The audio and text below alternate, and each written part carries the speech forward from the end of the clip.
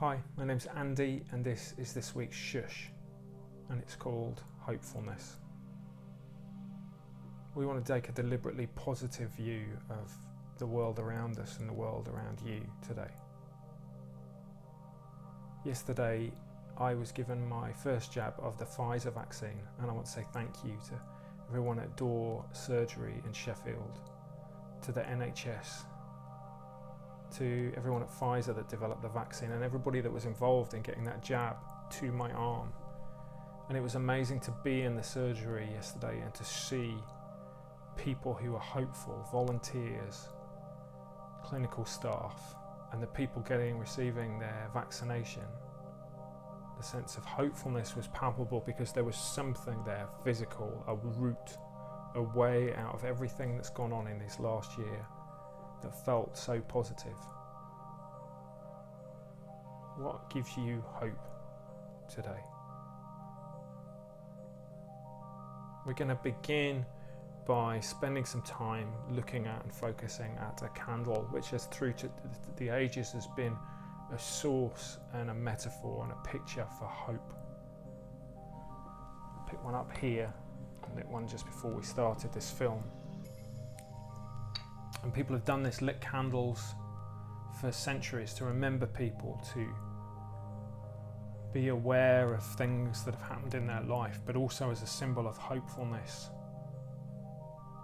a light in the darkness, something fragile, but something hopeful.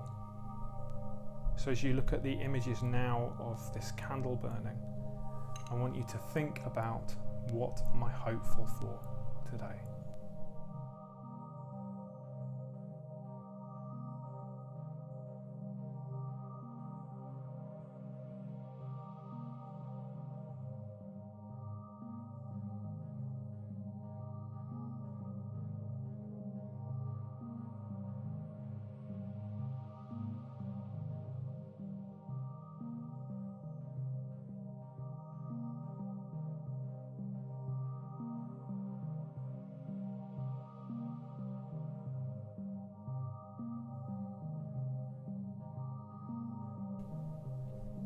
Hopefulness is an odd, elusive, yet wonderful idea.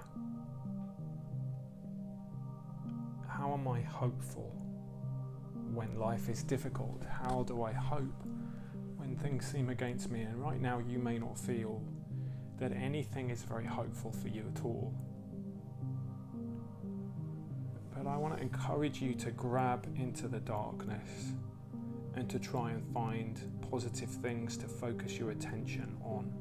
Psychologists call it benefit finding, and it's been proven in study after study to really help our mental health. So if you're struggling right now, the last thing you may want to do is be thankful.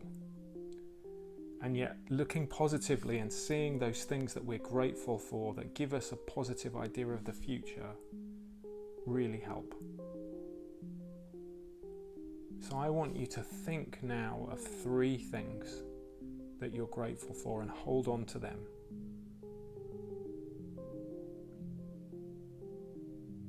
What's the first thing that you're grateful for?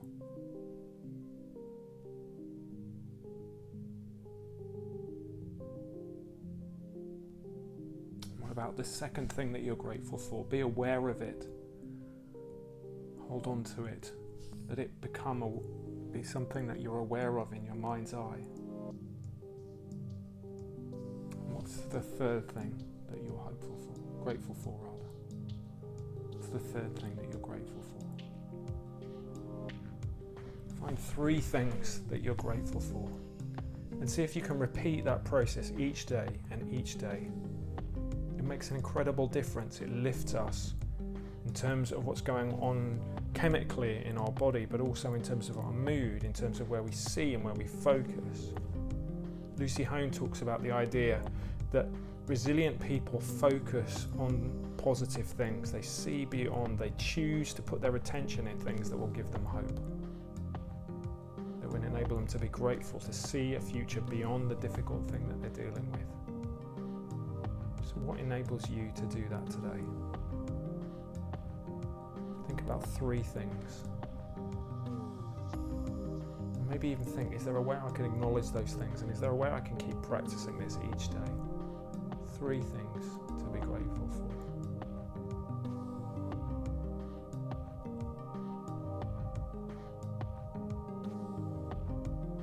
Emily Dickinson wrote a poem. She said this: "Hope is a thing with feathers that perches in the soul." And we've mentioned Emily Dickinson's poem before and thought about that idea before, but today I want to allow you, or encourage you, maybe even empower you, give you permission to let your hope take flight. Maybe you felt grounded. Lockdown is all around us. There's not much we can do. You're not maybe, active as you want to, or working as you want to. Maybe prospects are not so good. Maybe things feel like a struggle. How can we allow that hope with feathers to take off? And all of a sudden, as it takes flight, that's what a bird is designed to do, and it hits its sweet spot, and the whole of its body is designed for that flight. And as it takes off and soars into the air, we begin to think about being lifted high above our troubles. And the different perspective that we gain from that place of height. We begin to see things differently. Maybe they look smaller because we're above them. We can see beyond them. So many wonderful things in that image. Hope is a thing with feathers that perches in the soul, and it perches in our souls so our souls may lift, so we might feel lighter. Allow yourself today, what are you hoping for, and allow it to take flight. Allow it to lift off into the sky and take you with it, and take your soul with it. We don't know what tomorrow will bring, but it can be hopeful. It is possible. There are things that might change around, and even in the darkest place, there is hope.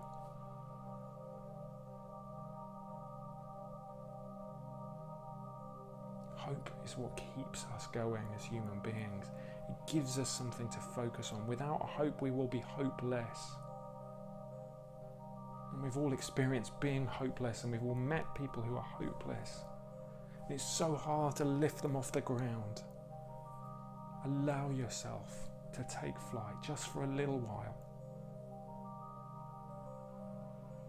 Hope is a thing with feathers that perches in the soul.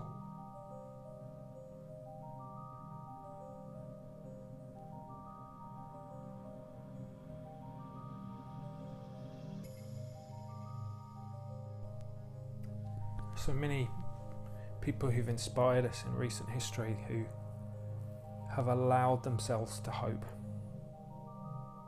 Nelson Mandela in Robben Island jail, imprisoned, restricted, and yet are hoping for a better South Africa, and eventually he delivers it as its president. Martin Luther King, I have a dream of equality, of a dream of his children and other people's children walking and living without restrictions. That's going to the mountaintop.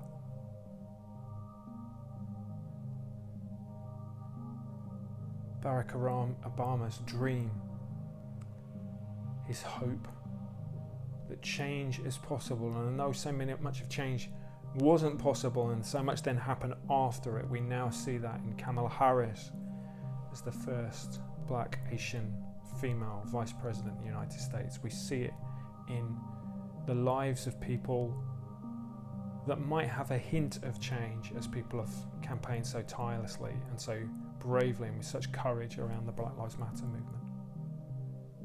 Yes, we can was his motto.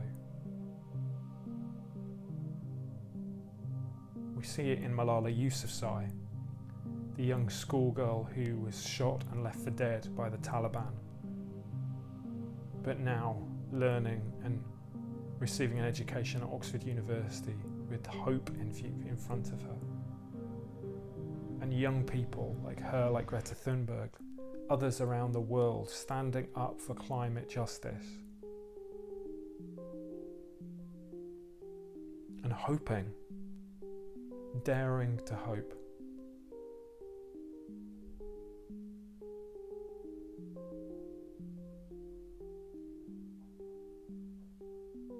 I wonder whether you could allow that same thing to take flight in you, what might be possible through you and in your life. One of the things I've loved about lockdown is that we've all come together in different ways. Not always, not everywhere. Not all of our problems are fixed. We see every day the inequalities of the mental health system and the way that some people can gain access to support and some people can't. There are so many things to do. I mentioned Black Lives Matter, and there is so much to do. Equality is a long way away from us. Maybe, you're watching this and you've suffered from male power or physical or violent power or sexual power, and you think hope is a long way off. Maybe you've been the victim of an injustice. Or maybe life is just hard. And there seems no light at the end of the tunnel. How do you hope? Well, it seems to me that all of those people that I've mentioned hoped when there was none. There was no hope in Robben Island jail. And yet he chose to hope because the other option was despair and hopelessness. And Nelson Mandela knew no good would come from that. So he took what he called later a long walk to freedom. What is your long walk today?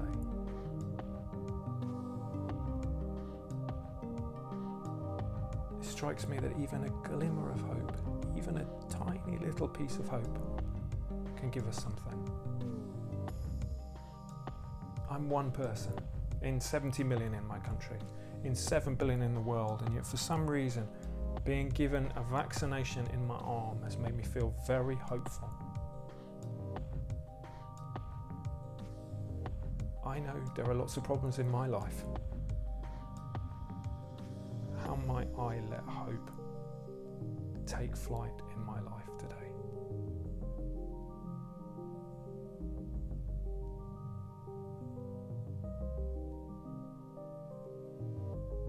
To finish, I want you to think, is there one thing I can do to act on my hope? Can I take one step forward into the hope that I'm talking about and thinking about? What's one thing that I can do today, and maybe follow it the next day? And can I choose to be hopeful?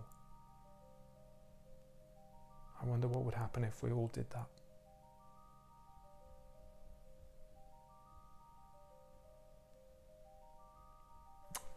I've always ended these shushes by saying, I hope you're well and I hope to see you soon. And it's been a year nearly and I'm still saying it. So today I want to say something different. Today I want to say, I will see you soon. We will run Shhh in a physical place and invite you all. We will be at gigs. I will see you in the pub. I will meet you and help you and serve you and support you.